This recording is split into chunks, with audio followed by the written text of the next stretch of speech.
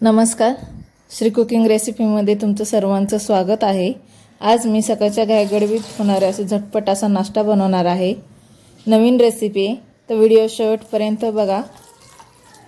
तर इथे मी 1 वाटी रेग्युलर पोहे घेतलेत, ते स्वच्छ असं धुवून आपल्याला त्यामध्ये पाणी टाकून 10 मिनिटांसाठी भिजवायला ठेवायचे आहेत। तर आता इथे मी हे पोहे 10 मिनिटांसाठी भिजवायला ठेवीन। तोपर्यंत आपण बाकीची तयारी करून घ्या। इथे मी 1 कांदा घेतलाय, तो बारीक चिरून घेतलाय। त्यानंतर काही पुदिन्याची पानं घेतलेत, 2 मिरच्या घेतल्यात, कोथिंबीर घेतली, ते सुद्धा बारीक असं व्यवस्थित चिरून घेणार आहे। आता इथे 10 मिनिटं झालेत बघा, पोहे व्यवस्थित भिजले गेलेत। तर चला आपण पुढची तयारी करू। आता या भिजलेल्या पोह्यामध्ये मी बॉईल केलेली काळी चणे असतात ते टाकणार आहे। इथे मी बॉईल केलेला चणा 1 वाटी घेतली आहे। नंतर 1 उकडलेला बटाटा ते सुद्धा आपल्याला असं बारीक चिरून ते भिजवलेल्या पोह्यामध्ये मिक्स करायचे आहेत। त्यानंतर जे आपण बाकीचे साहित्य चिरून घेतलेत, कोथिंबीर, पुदिन्याची पानं, मिरची आणि कांदा, तो सुद्धा आपल्याला त्या भिजवलेल्या पोह्यामध्ये व्यवस्थित मिक्स करून घ्यायचे। तर त्याला आपल्याला हे आता सगळे एकजीव करून घ्यायचे। हाताच्या सहाय्यानेच आपल्याला हे व्यवस्थित मिक्स करून घ्यायचे।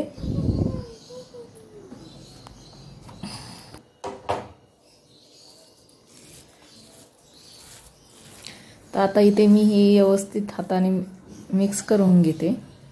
आता यामध्ये मी 1 चमचा हळद, 1 चमचा मीठ, अर्धा चमचा चाट मसाला आणि अर्धा चमचा काळं मीठ टाकणार आहे।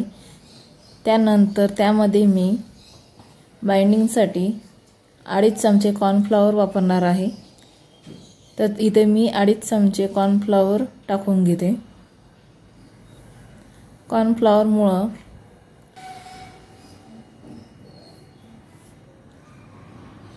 कटलेटला व्यवस्थित असा कुरकुरीतपणा येतो आणि बाइंडिंग सुद्धा खूप छान येते। तर इथे मी आता 2.5 चमचे कॉर्नफ्लॉवर टाकून घेते आणि कॉर्नफ्लॉवर टाकून घेतल्यानंतर हे सर्व हाताने मी मिक्स करून घेते। हे सर्व सगळीकडे व्यवस्थित मिक्स झालं पाहिजे। तर शक्यतो हातानेच मिक्स करा, चमच्याच्या सहाय्याचा वापर करू नका।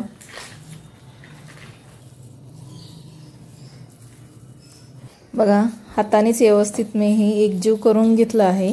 तर इथे आपले मिश्रण व्यवस्थित तयार झाले। आता हे चेक करूया। जर मी इथे थोडं पोर्शन घेते, बघा असं हातावर असा गोळा तयार करून घेते। जर ह्याला गोळ्याला चीर पडली असं चपटं करताना, तर समजायचं आपलं मिश्रण व्यवस्थित तयार नाही झालं। पण इथे चिरा नाही पडल्या, त्यामुळे हे मिश्रण व्यवस्थित तयार झाले। तर आता मी हातावर थोडंसं तेल लावून या सर्व मिश्रणाचे असे गोळे तयार करून घेणार आहेत। मी इथे पोहे कटलेट तयार करणार आहे।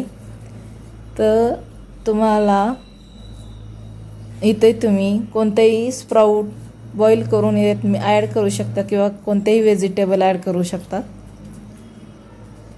तर आता मी सर्व मिश्रणाचे असे कटलेट तयार करून घेते।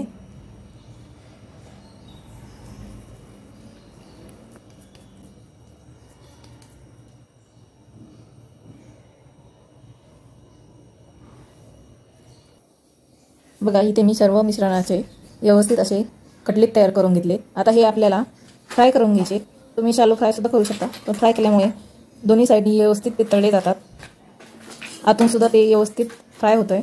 आणि डीप फ्राय केल्यामुळे कटलेट असं कुरकुरीत लागतंय आणि व्यवस्थित फ्राय होतो। तर आता इथे मी सर्व असं कटलेट फ्राय करून घेते।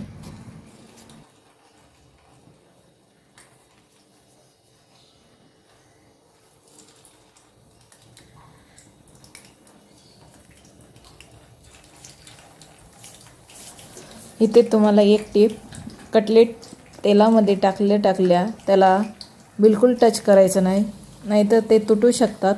त्यामुळे त्याला तेलामध्ये व्यवस्थित 2 मिनिटं सेट होऊन द्यावं। त्यानंतर त्याला तुमच्या साह्याने व्यवस्थित तळून घ्या। तर इथं मी सर्व मिश्रणाचे कटलेट तळून घेते।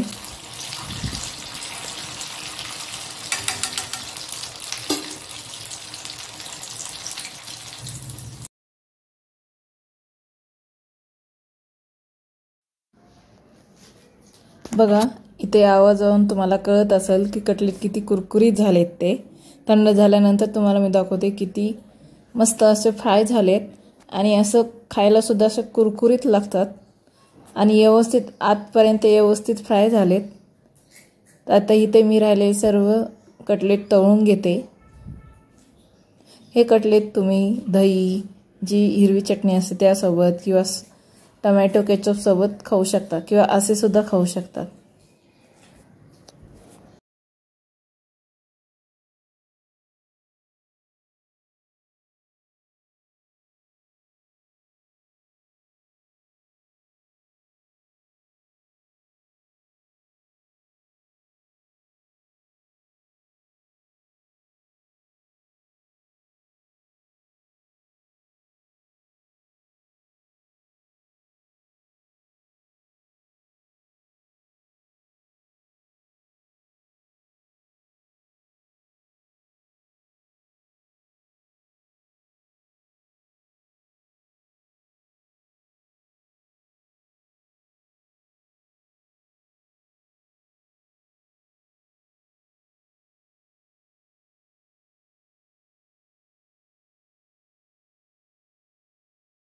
बघा इथे कटलेट सगळे तयार झाले। तर बघा आता एक कटलेट घेऊन मी तुम्हाला असं चमच्याने आवाज ऐका त्याचा मस्त असं कुरकुरीत झाले। फोडून सुद्धा दाखवते बघा आतपर्यंत व्यवस्थित फ्राय झालेत। ते मस्त असं खायला सुद्धा असं मस्त असे हेल्दी कटलेट तयार होतात। तर तुम्हाला माझी ही रेसिपी कशी वाटली कमेंट करून सांगा। रेसिपी आवडल्यास प्लीज चॅनलला लाईक आणि सबस्क्राईब करा। रेसिपी पाहिल्यास धन्यवाद। बाय।